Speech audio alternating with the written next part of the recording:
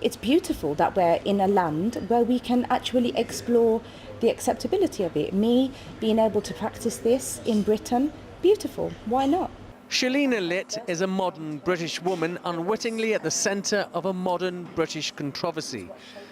As a Muslim, she chooses to wear a face veil, but her niqab is highly divisive, evoking strong feelings among supporters and objectors.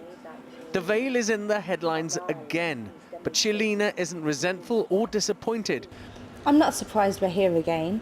I understand that as a society our thinking is evolving and we're questioning things that we don't understand, and that's what I love about Britain. You know, we are thinkers, we're very articulated, and we want to understand.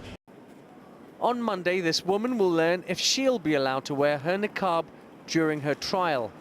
In Britain, there's no ban on face coverings in public, including a courtroom, but the judge in this case will decide if the woman's niqab impedes justice from being served.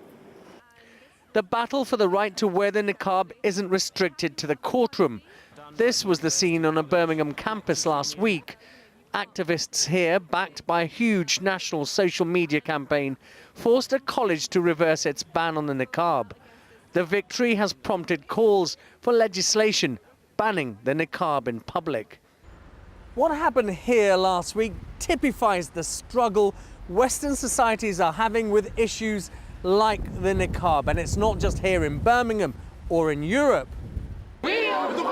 This protest in Montreal is against a proposal to ban all religious symbols or clothing being worn by Quebec's public workers. It would include niqabs, turbans and crucifixes.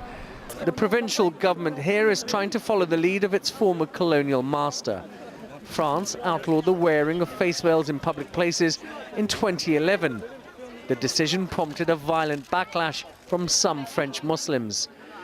The issue is complicated, and some campaigners say that's because there's a great deal of ignorance. Shaista Gohir is an activist and former government advisor. She thinks there needs to be a better understanding of what Islam does and doesn't dictate. The majority of Muslims do not believe the face veil is an obligation. There is a tiny minority who do believe it's a religious obligation. Having said that though, Islam is not rigid, it's flexible, and it allows for women to show their face in certain circumstances. There's also a fear this debate could undermine future race issues. Majid Nawaz describes himself as a former radical Muslim turned moderate campaigner. To make it an issue of racism and Islamophobia can only ever backfire. How? Well, we all know what the boy cries wolf means. Because then in a genuine case of racism, where there's genuinely a problem with maybe the EDL have done or said something against the Muslim faith or against people of a different colour, and then again, if we then campaign against that, nobody will take it seriously.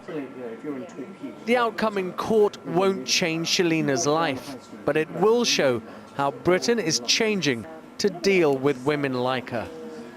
Ashish Joshi, Sky News, Birmingham.